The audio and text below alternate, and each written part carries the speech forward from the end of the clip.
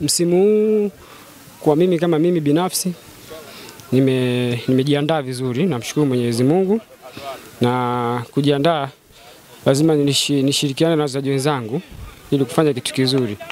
Kwa hiyo kitu kizuri zaidi kutoka kwangu, naamini msimu huu utakuwa mzuri kwangu kwa uwezo wa Mwenyezi Mungu pamoja na wachezaji wenzangu pia.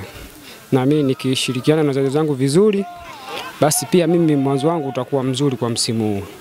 Kwa hiyo nitapambana kwa uwezo wa Mungu ili msimu wangu uwe mzuri zaidi tofauti na misimu ya nyuma iliyopita. Japo pia ilikuwa mizuri, namshukuru Mwenyezi Mungu.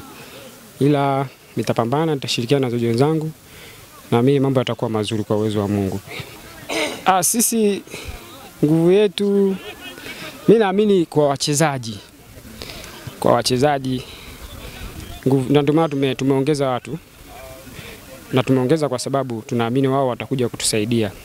Na mpaka sasa wenyewe mmeona ujio wao ni mzuri, na ndio maana unaona timu yetu sio mbaya, ipo vizuri. Tunamshukuru Mwenyezi Mungu na hatujaanza vibaya.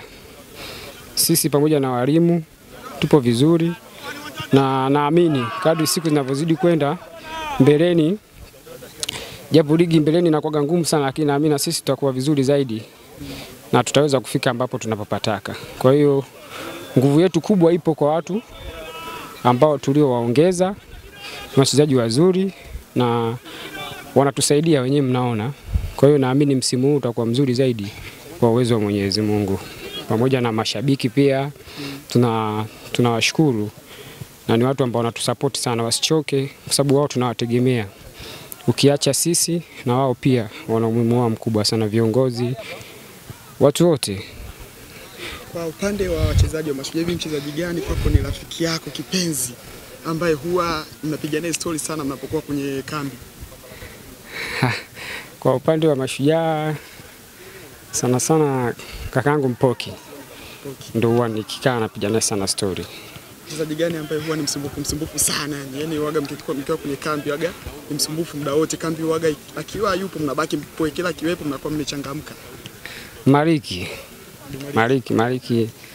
ana of course ni mchezaji fulani hivi ambaye akiwepo sehemu unajua Mariki hapa yupo. Yaani amechangamka sana. Utofauti wa Mashujaa na timu nyingine, yani watu wanaipenda timu yao, watu wa Kigoma. Na sio Kigoma tu. Kila tunapoenda tunamshukuru Mwenyezi Mungu, watu na mashabiki wetu ambao wanatupaga sana hamasa. Lakini tukiwa nyumbani ni zaidi. Nyinyi huaga mnaona. Kwa hiyo ndio maana hiyo inachangia pia. Ukitoa Simba, Yanga, labda na Azam, sisi pia tupo. Of course ni hiyo washabiki. Mwenyewe mnaonaga vibe hapa tukiwa nyumbani, hata tukitoka pia. Kwa hiyo watu wanapenda sana timu yao. Na tunashukuru kwa hiyo. Swali la mwisho la kizushi. Sawa. Kama isingetokea kwa mchezaji, ni shughuli gani ambayo ungefanya? Mimi binafsi kama nisingekuwa mchezaji, ningekuwa tu hata mfanya biashara, lakini nisingekuwa mchezaji kabisa. Ningekuwa tu mfanya biashara, mkulima nini. Napenda vitu, napenda kufanya biashara.